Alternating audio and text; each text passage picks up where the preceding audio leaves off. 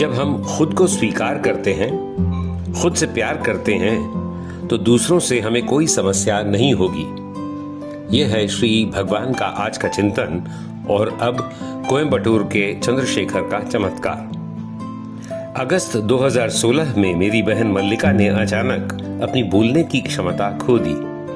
वह ठीक से चल या बोल नहीं सकती थी। जब हमने पास के एक अस्पताल में एक डॉक्टर से परामर्श किया तो हमें पता चला कि वह स्ट्रोक से लकवाग्रस्त थी। उसे जीएच कोयम्बटूर में 1 सप्ताह के लिए भर्ती कराया गया और फिर पीएसजी अस्पताल में स्थानांतरित कर दिया गया। वहां एक न्यूरोसर्जन ने निदान किया कि उसे ब्रेन ट्यूमर है।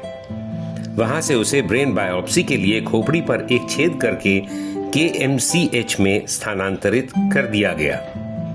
डॉक्टरों ने बताया कि बिना तत्काल सर्जरी के वह नहीं बचेगी। इस समय तक उसका स्वास्थ्य तेजी से बिगड़ गया।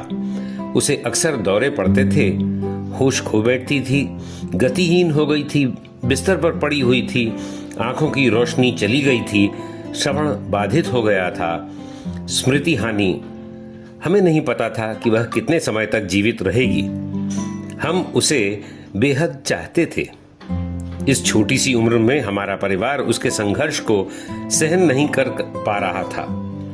मैंने सत्यलोक में कल की आज्ञा में भाग लिया, जहां श्री भगवान ने सेवक के माध्यम से बात की थी। भगवान ने मुझसे कहा, उसने इस शरीर का उपयोग करके बहुत सेवा की है, इसलिए उसकी रक्षा की जाएगी।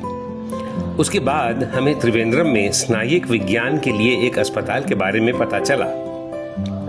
जब हम वहां गए तो अस्पताल के बिस्तरों की कमी के कारण हमें बाहर रहना पड़ा। उस सुस्त और मंद प्रकाश वाले होटल के कमरे में श्री भगवान प्रकट हुए और मेरी बहन पर एक दैविक सर्जरी की। इस सर्जरी और अस्पताल में आगे की दवाओं के 1 हफ्ते बाद हम कोयम्बटूर लौट आए और कल्कि द्वारा दिए गए पुनर्जन्म के दिव्य आशीर्वाद से मेरी बहन ठीक हो गई। वह अब चलने, बोलने, देखने, सुनने में सक्षम है। वह बिना किसी सर्जिकल उपचार के दवाओं से बिल्कुल सामान्य हो गई। वास्तव में वह भगवान का एक जीवित चमत्कार है। मेरे सबसे प्यारे भगवान, मेरे प्यारे कल्कि। तब से 5 साल हो गए हैं। अम्मा और भगवान हर पल उसकी रक्षा कर रहे हैं। हम अपने प्यारे कल्कि के बेजोड़ प्यार और अपने परिवार के प्रति अत्यधिक परवाह के लिए उनके आभारी हैं। कल्कि के दिव्य कमल चरणों में हमेशा और हमेशा के लिए सेवा में। अनंत कोटि प्रणाम कल्कि।